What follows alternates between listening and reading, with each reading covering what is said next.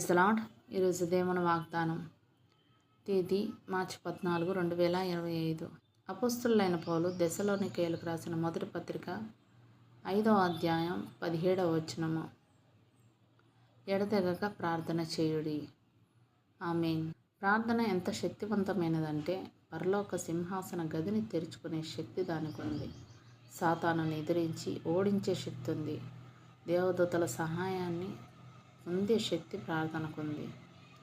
అటువంటి ప్రార్థన పొందుకున్న వారికి విజయాలు ఎలా ఉంటాయంటే, ప్రార్థన అసాధ్యాలను సుసాధ్యం చేస్తుంది. జ్ఞానంనిచ్చి దేవునితో ఆత్మీయ సంబంధం కలిగి సహవాసాన్ని మనకి నెలకొల్పుతుంది. పాపపు బంధకాల నుండి విడిపిస్తుంది.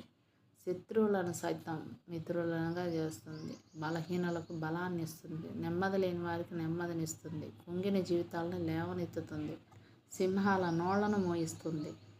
సంఖ్యలను దింపేస్తుంది. సృష్టిని సైతం శాసించగలుగుతుంది.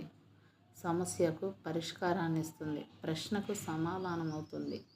చట్టాలను మార్చేస్తుంది. పాపపు గోడలను బద్దలు కొడుతుంది. పరిశుద్ధతలోనికి నడిపిస్తుంది. ఆ నిత్య రాజ్యానికి చేర్చగలుగుతుంది కేవలం ఈ ప్రార్థన మాత్రమే.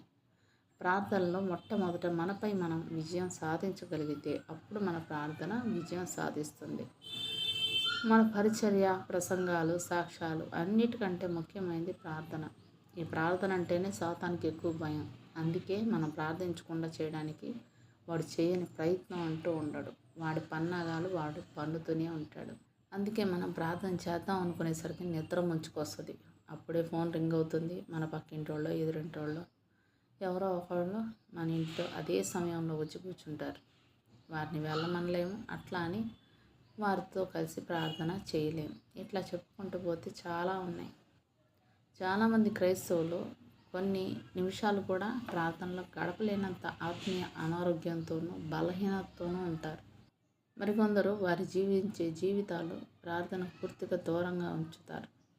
ప్రార్థన అంటే భయపడాలే చేస్తాయి. అట్లాంటి పరిస్థితుల్లో ఒకవేళ ప్రార్థించినా ఆ ప్రార్థనకు సమాధానం ఉండదు.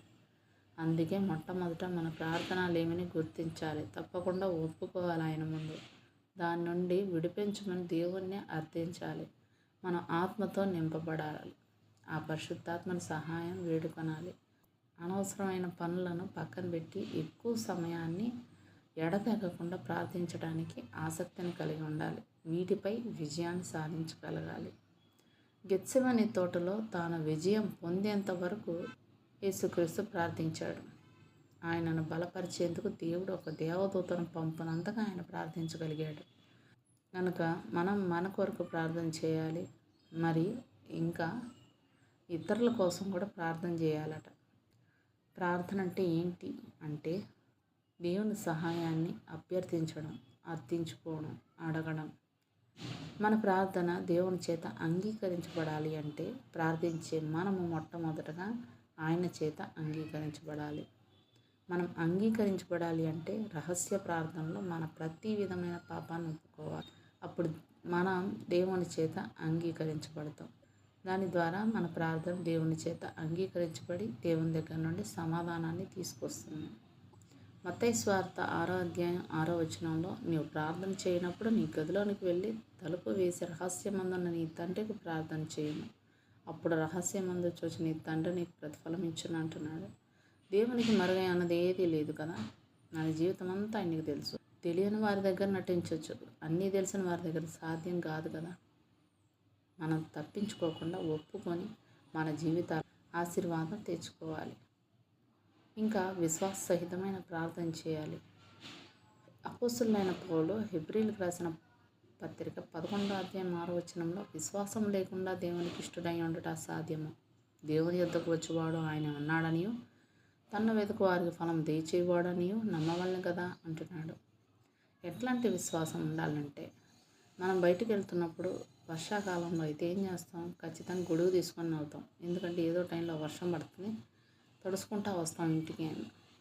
అప్పుడు ఏం చేస్తాం? గొడుగు తీసుకొని వెళ్తాం కాబట్టి, అంటే వర్షం రావచ్చు, ఖచ్చితంగా వస్తుంది అనే నమ్మకం. అలాంటి విశ్వాసంతో మనం ప్రార్థన చేయాలి. ఏ టైంలో దేవుడు ఖచ్చితంగా ఇస్తాడు అని విసుగక ప్రార్థన పట్టుదల కలిగి చేయాలి. కొన్ని సందర్భాల్లో మనం అడిగేది మనకు ఎంత అవసరమో తెలుసుకోవడానికి ఆయన మన ప్రార్థనకు సమాధానాన్ని కొంత ఆలస్యం చేసి ఇంకా ఇవ్వాలనుకునే సమయానికి మనం విసిగిపోయి ప్రార్థించడం మానేస్తాం. దాని ద్వారా వాటిని పొందుకోలేకుండా పోతున్నాం. నిజం, పట్టు విడవక విసుగక పొందుకునే వరకు ప్రార్థించాలి. లోకాసువార్త 18:7 దేవుడు తాను ఏర్పరచుకునిన వారు దీవారాత్రుల్లో తనను గూర్చి మొరపెట్టుకొని చూడగా వారికి న్యాయం తీర్చడా అంటున్నాడు. అలాగే ఆసక్తితో ప్రార్థన చేయాలి. పేతురు కోసం ప్రార్థించేటప్పుడు వారి ప్రార్థన హృదయపూర్వకమైంది. అందుకే ఆయన చెరసాలను విడిపించగలిగింది. అపోస్తుల కార్యాలు 12:5 పేతురు చెరసాల్లో ఉంచబడెను, సంఘం అయితే అతని కొరకు అత్యాసక్తితో దేవునికి ప్రార్థన చేయుచుండెను అంది. ఇవన్నీ లేఖనాల్లో ఉన్నాయి, మనం చెప్పుకునేవి కాదు. అలాగే యాకోబు పత్రిక 5:17 ఏలియా ఆసక్తితో ప్రార్థించంట సృష్టిని సైతం శాసించగలిగాడంట. ఏలియా మన వంటి స్వభావం కల మనుషుడే. వర్షింపకుండునట్లు అతడు ఆసక్తితో ప్రార్థన చేయగా 3.5 సంవత్సరముల వరకు భూమి మీద వర్షింపలేదు అంటున్నాడు. ఇంకా మనము ఒక లిస్టు తయారు చేసుకొని దేవుని ముందు పెడతాం, ఇట్లాగే నా జీవితంలో నెరవేరాలి అని. ఆ ప్రార్థన దేవునికే సలహాలు ఇచ్చే విధంగా ఉంటుంది. అట్లా చేయకూడదు. మన అవసరాలు ఏంటో ఆయనకు తెలియజేస్తూ, తండ్రి నీ చిత్తమైతే వీటిని అనుగ్రహించని ప్రార్థించాలి. యోహాను రాసిన మొదటి పత్రిక 5:14 ఆయనను బట్టి మనకు కలిగిన ధైర్యం ఏదనగా ఆయన చిత్తానుసారంగా మనం ఏది అడిగినను ఆయన మన మనవి ఆలకించుననిదియే అంటూ పరిశుద్ధ లేఖనం సెలవిస్తుంది. మనకేది ఇష్టం అంటే దానిని దేవుడు ఇచ్చేస్తాడా అంటే తప్పకుండా ఇస్తాడు. అయితే మనం దేవునిలో ఉన్నట్లయితే, దేవుడి మాటలు మన యందు నిలిచి ఉన్నట్లయితే శరీరానుసారమైనవి మనం అడగలేము.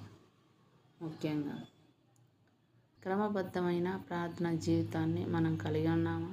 లేకపోతే ఇక నుండైనా ఇది దేవుని హెచ్చరిక అని మనం గ్రహించి రాకడ సమయాల్లో ఆయన ఇచ్చే వాగ్దానాన్ని మనం స్వతంత్రించుకొని ఒళ్ళు దగ్గర పెట్టుకొని ఆత్మానుసారంగా ఆయన ఎంతో ప్రార్థనలో నిలకడగా ఉండి కృతజ్ఞత గలవారమై మెలకువతో ప్రార్థన చేద్దాం.